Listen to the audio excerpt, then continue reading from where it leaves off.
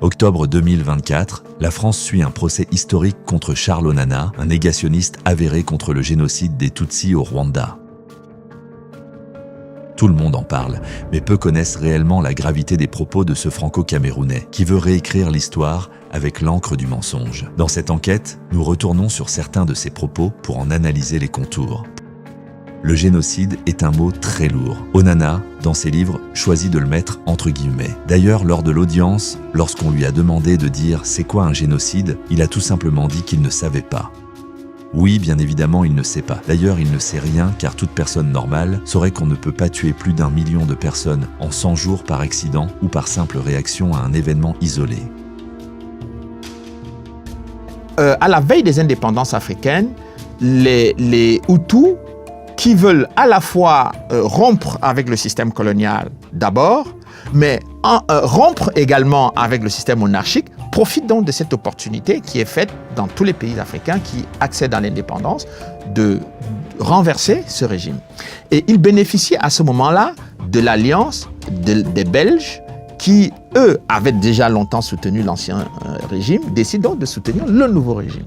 Voilà donc comment, en 1959, il y a cette révolution qui renverse donc le système monarchique. Et donc, tous ceux qui soutiennent le système monarchique, donc, que ce soit leurs enfants, etc., ils vont en exil.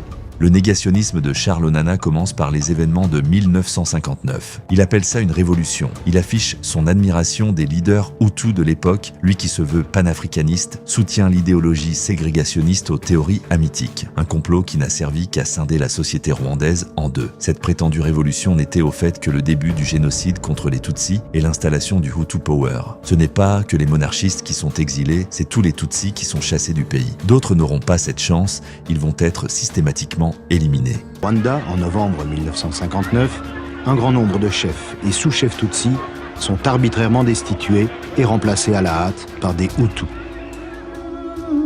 Les Tutsis, maltraités, menacés dans leurs biens, commencent à prendre le chemin de l'exil. Le colonel logiste reçoit l'appui sans réserve de l'archevêque, Monseigneur Pérodin.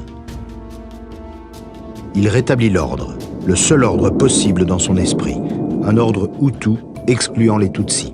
Donc, une fois que cette révolution a lieu, ceux qui sont partis donc en Ouganda ont toujours nourri la volonté de rentrer au pays.